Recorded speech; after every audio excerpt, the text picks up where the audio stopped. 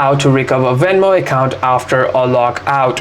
First, you want to simply open the Venmo application, and inside the Venmo app you want to simply go to the login page. Over here inside your login page, you want to simply tap on forgot password, and once you do that, you'd be able to complete the verification process. Over here you'd be able to type it out your recovery email. It'll ask for it. You want to simply type it out your recovery email, and the link to reset your password will be sent to your email over there.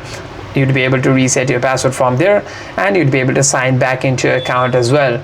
And if that doesn't work out for you, what you want to do is you want to simply go to the customer support or the support team of the Venmo application. You want to simply close the app over here, go to the Chrome browser.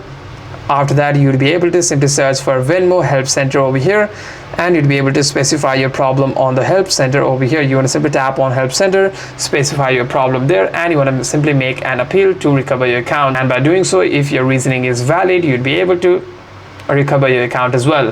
Hope this video was helpful, and if you have any further questions, make sure to leave a comment down below, and I'll see you guys on the next one.